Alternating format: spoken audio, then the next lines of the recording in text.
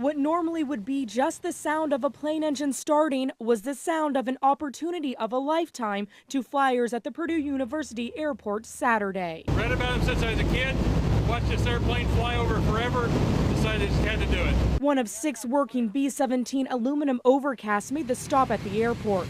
It was not only on display, but some people even got to fly in it. It's an awesome airplane. It's really well taken care of, and these guys are real pros. The historical event was hosted by the local chapter of the Experimental Aviation Association. The B-17 is currently on a nationwide tour.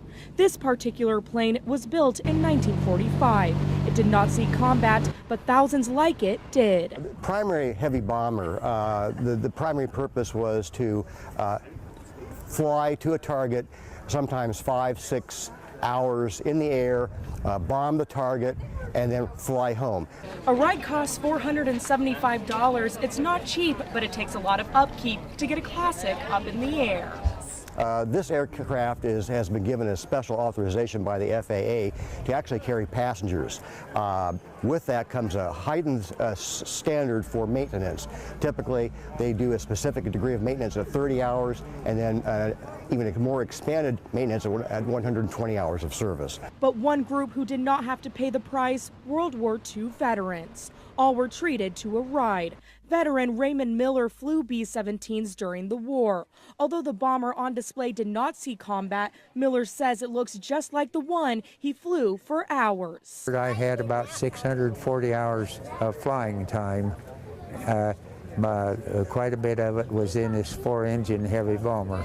Miller completed 22 missions in a B-17. Although it was nearly 70 years ago, Miller says he will never forget the way the B-17 bomber made him feel. This airplane, in my estimation, was like an old mother hen. See the big broad wings, and it was a sense of protection for us.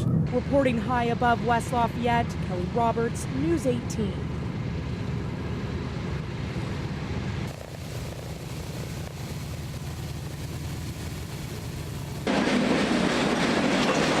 The Hoosier State Line got a 1-year extension on life Tuesday. The line, which runs between Indianapolis and Chicago with stops in cities like Lafayette and Rensselaer, was at risk to shut down Wednesday, thanks to a 2008 congressional vote to cut federal support for Amtrak routes less than 750 miles. This had to be preserved, and then it had to be improved.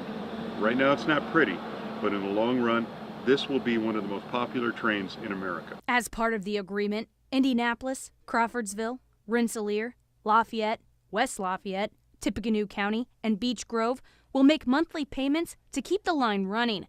The agreement renews services for 1 year with an option for 4 additional months. Lafayette Mayor Tony Rosworski and West Lafayette Mayor John Dennis both will not say how costly of a monthly payment it will be, but Mayor Rosworski says the agreement comes at the right time because the City Council will be voting on the budget in the weeks to come. So I'm very confident that the number we're at fits well within our edit budget that we would use to look at economic development opportunities. An Indiana Department of Transportation spokesman told News 18 the financial details of the agreement have not been finalized, but the cost needed to give Amtrak is $223,000 a month. Contributing communities will be paying more than half of that, either in monetary contributions or in services.